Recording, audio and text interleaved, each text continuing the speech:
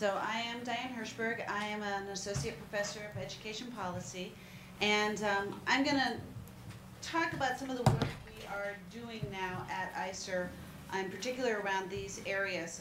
First, tell you a little bit about a new center that we're launching this spring, as well as some of our ongoing work. You're probably familiar with some of our research on teacher turnover, supply and demand.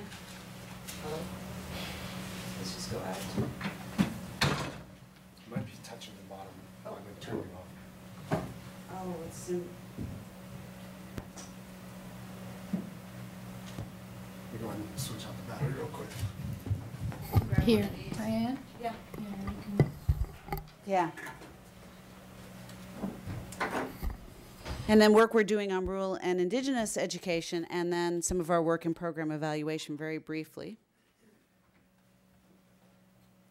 So we were fortunate enough to receive startup funding from the UA Foundation to create the Center for Alaska Education Policy Research. And there's actually a handout outside that talks a little bit about what we're doing. This is brand new. We have already started doing some of the research and some of the activities, but we're still in that creating the center, figuring out what our logo and such will look like. So you'll hear more about or get to see more flashy materials in the future. But right now, what we're working on is building on our current research activities at ISER and expanding into new areas. So as I mentioned, we're updating our educator supply and demand study right now. That'll be released in April along with the in conjunction with Alaska Teacher Placement.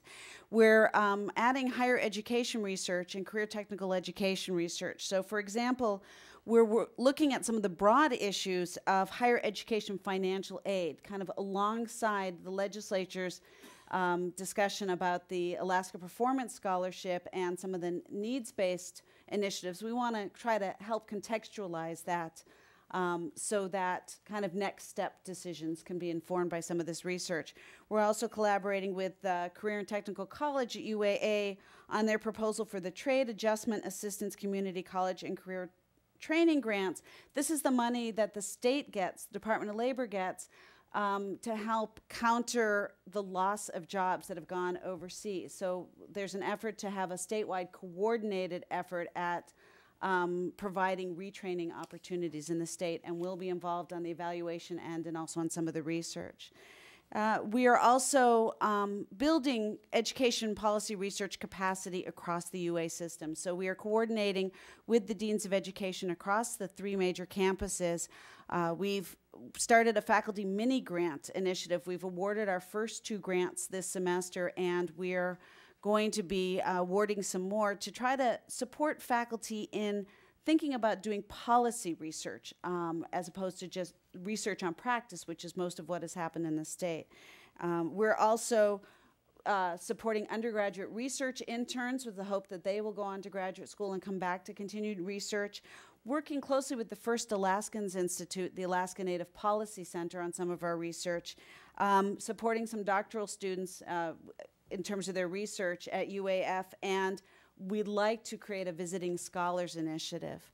And finally, we're developing relationships with key partners and policymakers. Right now, you know, when you look at the title of a big center, there's really 2 people. It's myself and it's Lexi Hill, and then we have some other colleagues at ISER working on a couple projects. But what we're doing is collaborating both across the state and regionally. The Education Northwest down in Portland is our regional education lab, the federally funded lab, and we have been working with them, putting in proposals to do, for instance, a collaborative conference across 5 states that share common challenges in educating indigenous students in rural and remote communities to look at what is successful practice, what might we be doing. We're working with the Education Commission of the States and the National Education Policy Center that's up at CU Boulder to talk about how do we strengthen cross-state collaborations on education policy research so that we really make sure that we're doing work that is focused on Alaska's unique context, but also grounded in the best practices possible in our national research context.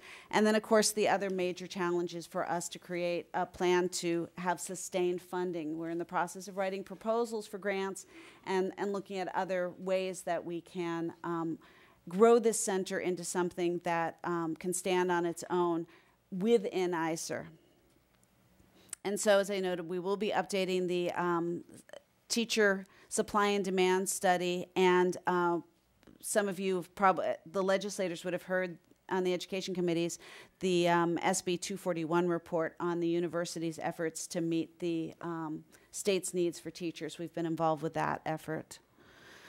In terms of rural and indigenous, we've got past research. I've done a lot of work around boarding school experiences, both pre-Molly Hooch and contemporary boarding school experiences, and we'll continue to build on that. We supported research at First Alaskans on trying to redefine Alaska Native student success, and now we're looking at how we build that into some of the policy research we do.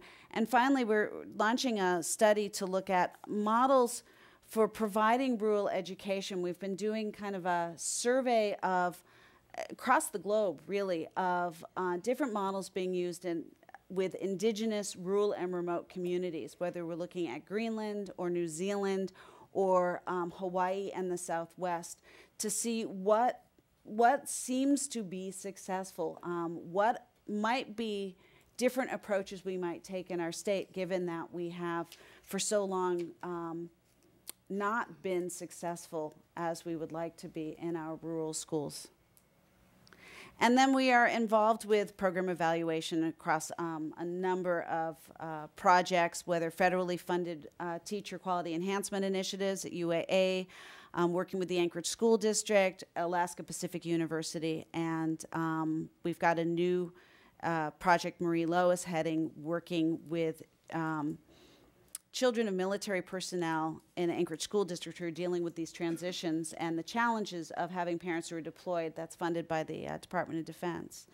And in terms of the crystal ball, I really think from our research, just our preliminary research on rural education, we're finding that the places that seem to be making great strides are those where the local communities are most involved and where there is really some degree of self-determination for indigenous peoples around how their education is provided. And this will be interesting to see as we continue this, where it takes us, because if you looked at some of the preliminary recommendations from the Task Force on Higher Education and Career Development that just came out, there's that ongoing conversation about, should we be consolidating our rural school districts? Should we be creating more regional boarding schools? And right now, our answer would be no, that actually really is not the direction that appears to be what makes for successful, healthy rural schools and rural communities, that it's much more about something that, that really is driven by the local community, owned by the local community, and reflects the local community, at the same time preparing students for competition in the global economy.